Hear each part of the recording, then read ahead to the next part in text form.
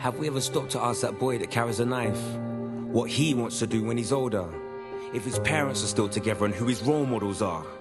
Cause I guarantee you he don't live next door to a doctor. Instead he's more than likely to be riding with thugs. And they're the ones in the community prescribing the drugs and driving those cars. And I wonder if, as a teenager, he's watching how the olders carry themselves and it's learned behavior. I wonder if by the age of 12 he never had a father, and why? At the age of 13 he had his first balaclava. Was he ever scared? Is it that mum don't care, or is it just that she was never there?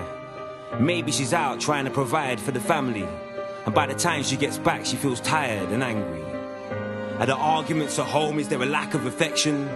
Are the boys outside offering you protection? From the youths up the road in a different postcode, the reason why you always go the long way home. So the olders on the block become your bigger brothers. Now it's almost as if you're related to each other. Gang related.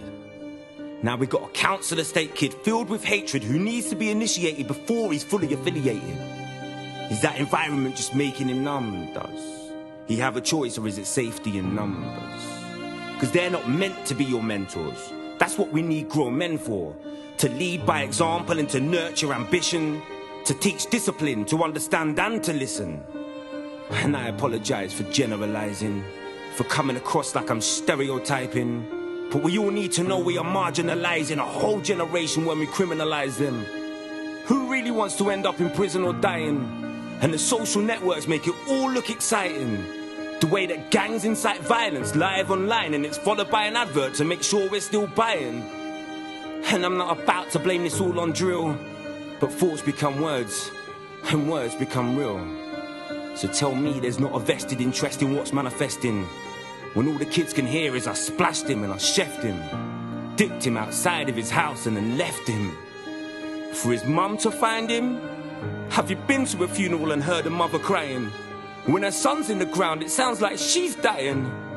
It's been like this for years. Wiping those tears and printing those T's, saying put the knife down, blaming police, writing to our local MPs. I've seen mums at knife crime rallies begging on their knees like, they've took my son, but make it stop, please. And it's our responsibility. Have you heard it takes a village to raise a child? But we're losing our community, so they're left to run wild. And this isn't the time for answers or excuses, but the youngers need to know there's consequences for their offences. Justice will be served if you're caught or let go. Because when you take a life, you forfeit your own.